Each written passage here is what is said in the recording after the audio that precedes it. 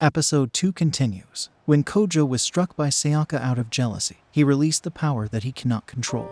This is even seen by Asagi as well. Kenjuu has no way to control himself and releases the insurmountable powers all around, causing a massive blast that sends waves so strong that the entire school is shaken. Asagi, being a normal human, is blasted off by the impact, but thankfully she isn't hurt that much. Yukina arrives at the scene to stop Sayaka and Kenjuu from causing further destruction and reprimands them for what they had done. Despite it all being Sayaka's fault, Yuki takes Asagi to the school nurse accompanied by Nagisa, Kojo's sister, where the nurse heals her using the magical ice pack that we all know about. After Asagi regains her consciousness, she confronts Yukina about her relationship with Kenjuu. But before they can talk further, Estate the homunculus, who is now working under Natsuki, appears, stopping their conversation midway, and soon enough, a few demons approach the building. There is always something happening non-stop here, isn't there? The demons quickly approach the room and it looks like they were not after Kenjuu, they were after Asagi. When the demons surround the area, they quickly form a circle. Apprehending the girls from escaping from the circle approaches the infamous Christoph Garda, the terrorist that Ordeal had blackmailed Yukina and Kenjuu to assassinate. Gardas was here to kidnap Asagi, as she was the one who had the skills to decipher the Nala-Q's weapon. Pretty sure there were tons of experts, but Gardos is an anime villain and knows that high schoolers have the power of plot. Armor Gardos then shoots down a start before she can be of any issue and kidnaps the three girls. Matoki, a druid and friend of Kenjuu who is also a secret follower of the fourth progenitor. He quickly rushes to save the girls, but just as he releases his main power to try and pursue the terrorists, Ardal appears out of nowhere and stops him from doing anything as expected. Ardal was a sussman who enjoys chaos and wants to add some spice to the anime. The three girls are then thrown into an isolated room where Gardos once again approaches them. Apparently Asagi had solved a very difficult programming puzzle a few days ago which had piqued Gardos' organization's interest. Gardos reveals that he wanted to kill the first progenitor, and that was only possible if he knew how to use the Nalkavra. He needed her, or actually wants her, to solve the puzzle of how to use the weapon. Asagi is reluctant to do the task as she knows that the death of any one of the three progenitors would send the world to war and chaos. But it turns out that the puzzle that she solved earlier was already half of the solution to activate the weapon. And without the full solution, the weapon could malfunction and destroy the entire island. Turns out that Ordeal had also helped Gardo and his crew, but his motivation was only to get some entertainment out of it. Soon enough, Nala Kubra, which turns out to be a mechanized robot, appears in the street and starts causing havoc. Sayaka and Kenjuu get to the scene only for the smaller sub-float island to separate from the main one. During their battle with the Nala Kuvra, Kenjuu battles the Nala Kuvra and Sayaka joins the fight. However, the Nala Kuvra appears to have the upper hand, especially because the Nala Kuvra can actually learn from its opponent's attacks and can adapt to the moves. Having no other choice but to launch a full-on attack, Kenjuu decides to unleash his familiar. When his familiar drives a Nala Kuvra into the ground, it causes an earthquake, and Sayaka and Kenjuu fall through a fissure to a lower level of the now leaking and unstable float. As Asagi works furiously at deciphering the control system for the Nala Kuvra, Yukina goes around the base of the terrorists. The shaman stumbles upon a room filled with manufactured Nala Kuvaras. This was Gardas' ultimate plan to create an army to wipe progenitors from the earth. As expected, Gardos makes a villain's entrance and transforms into his demon form to battle with Yuka. The battle rages for a long time, with Gardos and EU China matching stride for stride. Finally, after some intense moves from both sides, Yukina severs his arm, but is prevented from defeating him by the sudden appearance of two more terrorists, who bring with them unconscious Nagisa and Asagi as prisoners underground. Sayaka and Kenjuu are trapped and take some time to figure out that it was almost impossible for them to get back, and they would probably drown. During their struggle, the two manage to settle their differences, and finally Sayaka warms up to Kenjuu. This was a long time coming. By the way, we all knew Saka was a majored tsundere. After settling their differences, Sayaka offers her blood to Kenjuu, and with the help of that, he manages to unlock another familiar under his control. With this new power, Kenjuu and Sayaka manage to get to the ground and re-enter the battle. Gardos takes the Master Nala Kuvia and leads the rest of the manufactured ones into the battle. At first, the gang of Nala Kovas at first seems to overpower the crew, and they seem impossible to defeat.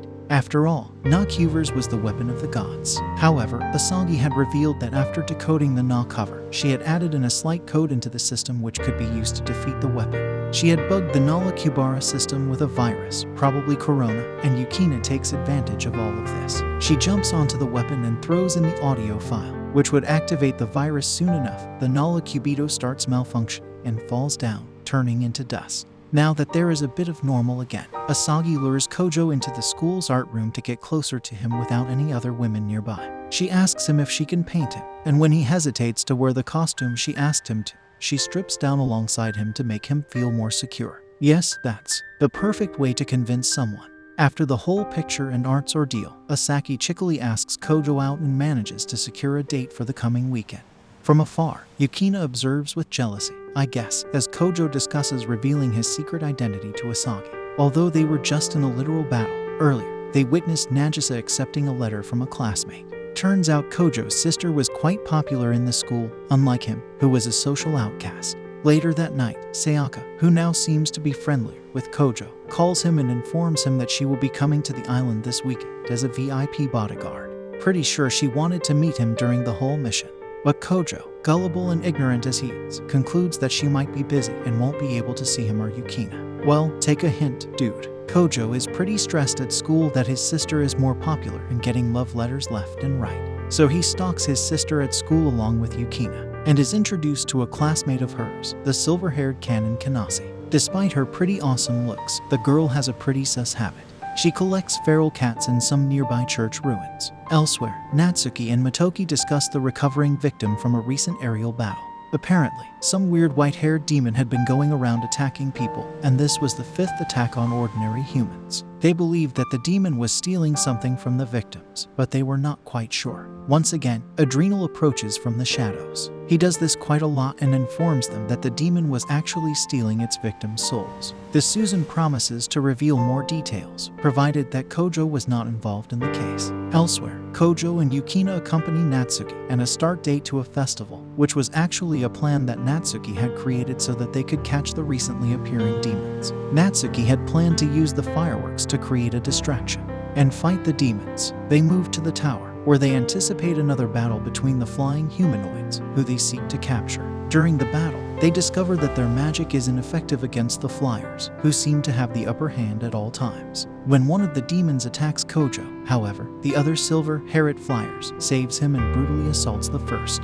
She apparently has no chill and shows no mercy. While absolutely thrashing the other demon, her mask is destroyed, revealing that she is Canon. Kojo and the others watch in horror as Canon kills her and drinks her blood. The next day, in order to investigate the matter further, Kojo and Yukina visit Magnus Craft, the company run by Canon's father. Conveniently so, the man is off-site, but his secretary Beatrice has the pair flown to a research island the company owns nearby. Pretty sure that she is leading them into a trap, but they go with her anyway, only for the pilot load to quickly strand them there. To judge a trap, back in the city, wondering about Canon Kines, Sayaka investigates the church ruins and encounters Motoki, which he recalls seeing with the Sasuke Adriel. They get into a bit of a banter and are soon joined moments later by Nagisa and Asagi. Asaki and Sayaka have some old matters to clear, back when Sayaka attacked Kojo after finishing with her drama. All of them head to a nearby internet cafe where Asagi uses her skills to track down the whereabouts of Kojo and Yukina at the island. Kojo and Yuka have made a Bear Grill-style settlement and have prepared well for spending the night at the island, as there is little hope that they will be rescued soon. When the night finally arrives, EU China is nowhere to be seen, however, so Kojo heads out to look for her. I'd ask why he isn't scared, but then he is a literal immortal vampire, so why would he be? As Kojo enters deep into the forest, he soon comes across a moonlit pool, and in that pool he notices a silver-haired beauty. We can't show her though, because she is completely naked, but trust me when I say she looks just like Ken. Kojo blinks his eyes once to see if it was a dream, and just like that, the woman disappears. Instead, a spear falls on his back. It was Yukina who was also bathing there and knows that Kojo is a pervert. He hands her his jacket, although if she came here on her own, wouldn't she have her clothes with her? As the two look around for the cannon clone that Kojo saw earlier, a hovercraft approaches the island and beaches. A squad of robot soldiers disembarks and immediately attacks Kojo and Yukina. The craft was sent by Magus Craft. Cannon's father seems to be involved with all this. The two manage to fight off some of the robots, but are soon surrounded. Fear not, because due to what we call plot armor, our heroes are saved when they are rescued by La Folia Rehavian, the woman Kojo had seen bathing. After La Folia finishes most of the robots, Kojo destroys the remaining soldiers.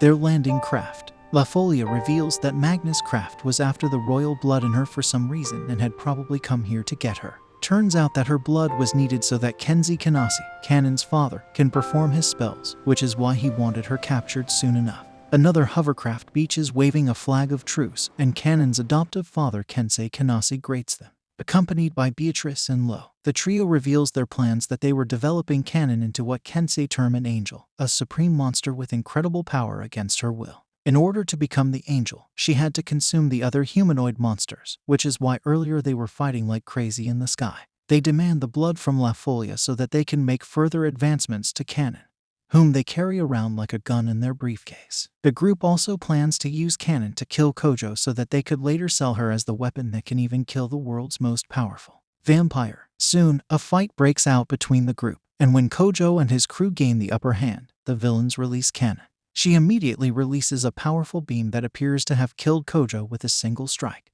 The sight of Kojo's death disrupts Kanon's mental state unpredictably, and she creates a tower of ice around herself. Elsewhere, not far from the island, Sayaka assaults and takes control of a Magus craft. After slaughtering all the robot soldiers guarding the ship, Band is joined on it by Natsuki, who had been searching for La Folia. The two decide to head to the island to rescue their friends. Curled up into a ball, Kanon agonizes about what she had done while encased in ice at the top of her self-imposed barrier. Using the same tower of ice, Yukina has created a magical shelter for herself, La Folia, and a lifeless Kojo. In order to bring Kojo back to life, La Folia comes up with a plan and strips all the way down.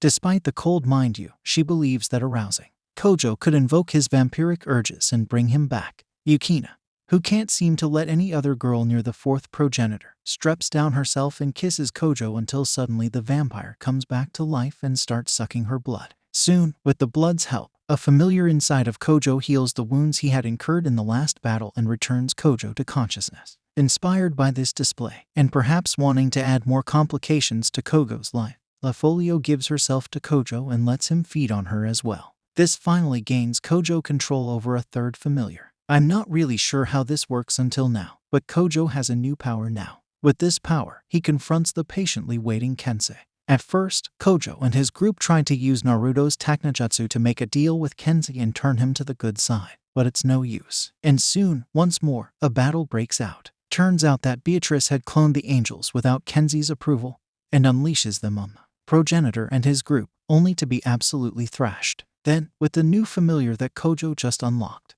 he manages to separate Kanon from the spiritual energy of the angel and saves her from becoming a mindless demon.